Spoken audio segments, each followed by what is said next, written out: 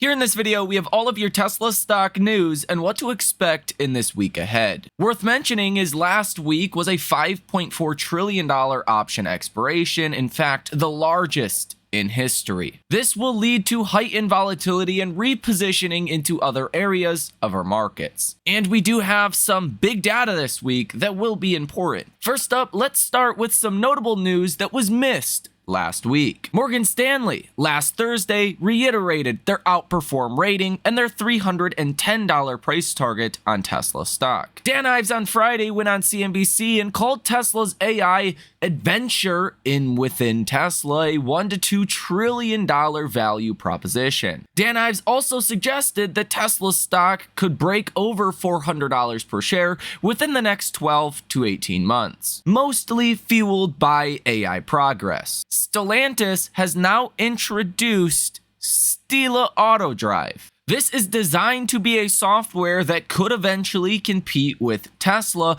and will initially shoot for 10 minutes and then 20 minutes and then 30 minutes, 40 plus minutes of hands-free take your eyes off the road driving. The main headline for this article is Stellantis' newest AI-powered gizmo aims for Tesla's golden goose. Let's be honest, as big money is fearful over Tesla's competition in AI that will come, we got to be honest with ourselves. Nobody will be able to catch up with Tesla. And honestly, I see it like one of those things, like an iPhone. There's not a lot of competition to the iPhone because it's so far superior over everything else. Like, what's the point of even trying anymore when Tesla reaches the robo-taxi scale? Elon Musk last week said the support for his compensation package he's seen from retail and institutional investors meant a lot to him, and he will do his utmost to ensure that our faith is rewarded. Barclays last week said that they expect Tesla will miss consensus estimates for deliveries, current consensus being around 444,000. The IR compiled consensus is likely to be lower than that, and that is the investor compiled estimate. And that's the one that really matters. But Barclays expects Tesla to deliver for Q2 415,000 units. Considering Google Trends data has been outright impressive for Q2, I would argue that maybe you can beat those estimates. I mean, again, you're sitting at 5-year or all-time highs for Google Trends data for different Tesla products. You would think that could lead to more deliveries or be a sign of more deliveries that have already happened. And you really started to see the ramp up of the Model 3, the Model Y, the Cybertruck within Google Trends in Q2. Here today, Elon Musk says Vanguard made a big difference in making that compensation package vote actually pass. Elon Musk owns the most Tesla stock out of any firm or individual, but Vanguard is number 2, owning about 8% of all Tesla stock outstanding. Tesla reposted this video from Matthew Donegan Ryan on X, showing Tesla's full self-driving that drove him flawlessly through a new construction zone, actually driving in the left-hand lane because the right-hand lane was not available due to construction. Which, that's really one of those edge case scenarios that you would think would be pretty difficult for AI or some kind of computer to actually figure out, because it just doesn't happen all of the time. This is a pretty wild chart of different EV companies and their performance from the highs that they experienced, and wow, Tesla's down 55%, but that's much better than the next best EV company, which is XPeng, that's down 90%, NIO down 93%, Rivian down 94%, Lucid down 96%, Hyliion 97%, Nikola 99.5%, Workhorse 99.7%, Canoo 99.7%, Faraday down almost 100%, Mullen down almost 100%, meaning if you invested $1,000 into Mullen, you now have 3 cents left.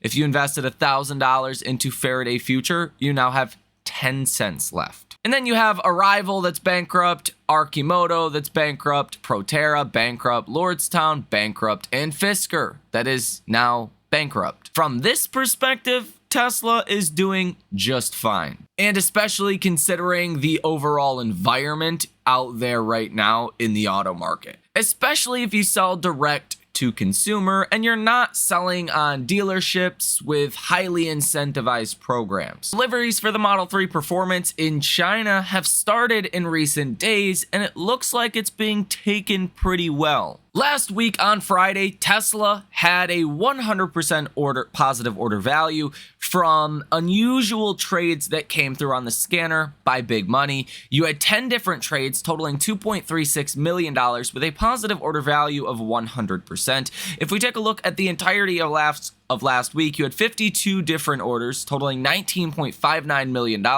with a positive order value of 92%. If we take a look at the week ahead, we have open interest on the call side of 57.6% and open interest on the put side of 42.4%. So it looks like there are more bullish positions than bearish positions heading into next week. The short position in Tesla remains at multi-year highs at 3.66% short interest of free float, $18.44 billion currently in short positions. You do have 101.57 million shares currently sold short. As I mentioned previously in this video, Google Trends data for Tesla has been very strong. The Model 3 is starting to fall a little bit from 25 down to 22. The Model Y going from 27 to 29, and the Cybertruck going from 73 to 76. So a ramp up for the Model Y and the Cybertruck, a slight ramp down for the Model 3. And you can see the Model S as well as the Model X are both ticking down about 1 point apiece. Sentiment for Tesla today over on StockTwits, I like to use this as really a barometer of retail investor sentiment around any particular stock, is neutral today at 53. Yesterday you were bullish at 56, and this tends to happen over the weekends when there's not a lot of people talking about stocks. You just tend to get a little bit more neutral, if not bearish over the weekend. Message volume is low, again, common over the weekend at 37. Yesterday it was low at 43, but a little bit higher than today. Participation ratio today is high at 55, which is in line with where we have been in recent weeks. Google Trends data for full self-driving remains strong, ticking lower 1 point down to 21, but still trending a lot higher than where you used to in the low to mid-teens. Tesla continues to be at that sweet spot for Google advertisements, currently running about 4,000 different ads. Global inventory numbers for your Tesla lineup shows about 5,500 Model Ys in global inventory, Model 3 at about 4,200, Model X at 3,700, and the Model S at about 3,000, which is overall in a downtrend. You have seen a spike up in Model 3, Model X, and Model S, but most importantly, the Model Y is in a downtrend, and that's the one that matters most. In the week ahead, we will have some big data. You will also get that $5.4 trillion of options that expired on Friday, repositioning back into our markets. Now, from what I can tell so far, from what we've seen over the past couple of days, some of your AI semiconductor stocks are topping here, starting to get sold off. You may start to get some downside positioning in that area of the markets, and some other select big tech stocks are seeing some upside positioning as well, like an Amazon that did very well in the last 10 minutes of the close on Friday. Conversely, Apple dropped about 1% in the last 10 minutes of trading on Friday. So expect to see a lot of weird, volatile moves over this week. And I do think after the latest rally that we have seen, there will be a little bit more, I guess, downside protection, defensive positioning, maybe some puts being bought on our markets this week. But starting off tomorrow morning, as far as economic data, we will get the Dallas Fed Manufacturing Index, expecting a negative 13 number. Last month was negative 19.4, so not expected to be as bad. And let me tell you again right now, good economic data is good news as long as inflation continues to fall. Bad economic data is bad news, because that means you're heading closer to a recession. On Tuesday, you will get Chicago Fed National Activity index and the S&P Case-Shiller home price month over month and year over year, CV consumer confidence, and Richmond Fed manufacturing data. Richmond Fed services data will be very important, and same data for the Dallas Fed as well. Services index will be very important. All of that data comes out between 8:30 in the morning and 9:30 in the morning on Tuesday Eastern Standard Time. Fed Cook speaks at 11 o'clock in the morning on Tuesday. Fed Bowman at 1:10 p.m. on Tuesday as well. Now, for your day Wednesday, you will get some bond auction, 17-week bond auction, 2-year bond auction, but that's pretty much it. On Thursday, you will get durable goods orders month over month, considering the economy is comprised of like 70% people spending money. Right? If people stop spending as much money, that's bad. So durable goods orders will be very important. Expecting 0.4%. Last month was positive 0.7%. So you are expecting a slowdown. And then you will get your final number for your Q1 GDP. And you're expecting that will stay at 1.3%. Any move higher, good news. Any move lower, bad news. Initial jobless claims will also come out, and you've seen a recent uptrend in Google Trends, initial jobless claims. So if that does continue to move higher and continue that upward trend, that's not a good sign for what could come in your non-farm payroll reports over the next coming month or two. Now, you will get continuing jobless claims as well, again, in a very obvious upward trend there. Durable goods orders, excluding defense, month over month. And real consumer spending, quarter over quarter, final data for Q1. Pending home sales, month over month and year over year, will also come out Thursday at 9 o'clock in the morning.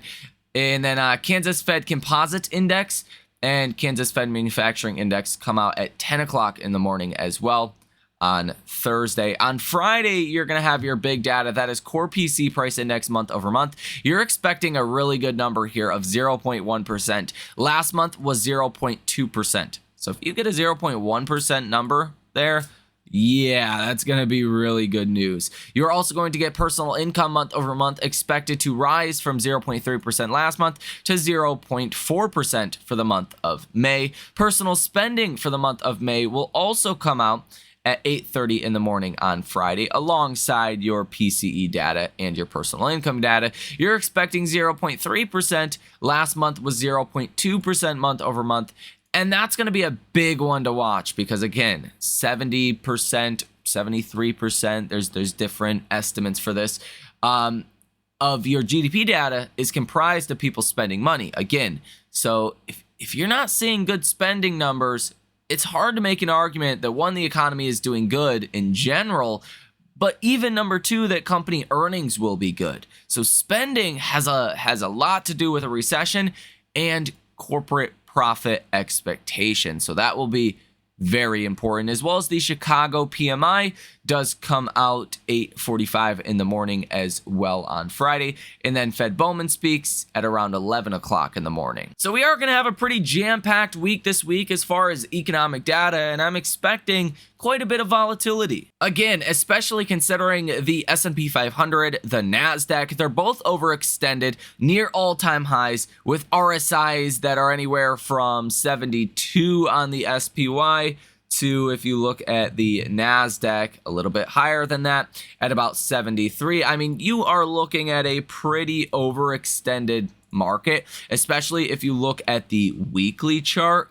The RSIs are even higher there. So I think we're probably due for a larger pullback, especially heading into earnings season. We do have some important earnings for this week. Tuesday in after hours, you will get FedEx, and that's really seen as a company that can give you a glimpse into the consumer because they're just a company with a lot of different information about different areas of the economy.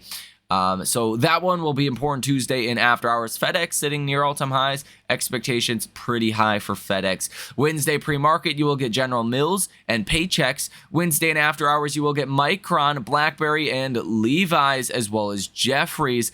And then Thursday, pre-market, Walgreens, Boots Alliance, and McCormick, as well as some other names. And then Thursday and after hours, you will get Nike, seen as really that consumer discretionary name. And if you take a look at CNN's Fear and Greed Index, you're sitting at 41, which is pretty solidly in fear territory. Although, again, the S&P and the NASDAQ are less than 1% off of all-time highs. I've never seen that before, and I don't think that will end well. I think that almost, guarantees you a correction at some point here soon. And the reason the CNN Fear and Greed Index is in fear territory is because if you look at everything else besides big tech, you've been in a downtrend for a while now. One of my favorite ways to look at this and judge the overall health and, participation ratios in the markets is your percent of stocks above the 50-day moving average. So currently only 39.2% of stocks are above their 50-day moving average. It's been in a downtrend since you hit about 86% December 28th, 2023. You've been downtrending ever since then. The low for 2024 was back here in mid-April, when you hit about 26% of stocks above their 50-day moving average. And I mean, during that period of time, you had a 10% correction, right, in the NASDAQ.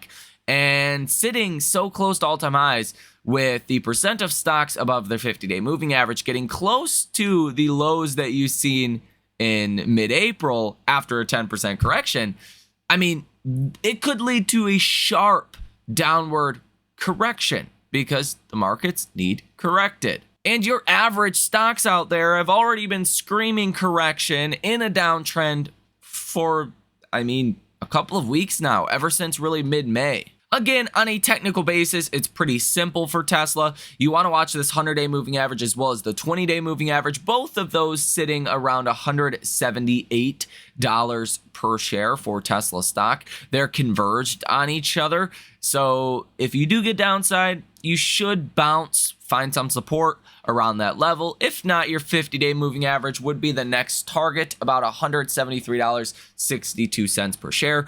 The first level of resistance is this trend line here. You want to get above about 183.50. That would be good news if that can happen. And, it wouldn't even surprise me if internally the markets did okay in this upcoming week, but really big tech just sold off and there was a repositioning in our markets, which could actually give you a correction that would see the average stock actually rise, which would be crazy. And that just shows how concentrated markets are in just your big tech names right now.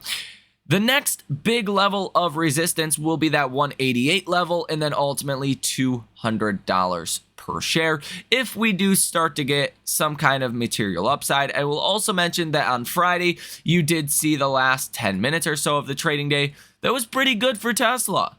And that's a good sign of maybe some more capital can start to go into Tesla stock. Again, considering last week was the largest option expiration in the history of our markets. So let me know what you think about this information down below in the comment section. Hit the like button as well as subscribe to the channel if you have not done so already. And if you guys want to come trade with us live in real time as well, check out that link down below in the description of this video. We have already made a trade on FedEx to play the pre-earnings run up or run down, hopefully make some contracts free and ride those suckers into earnings itself. So if you guys want to join that, check it out down below in the description of this video. You guys have a fantastic rest of your day, and I will see you in the next one.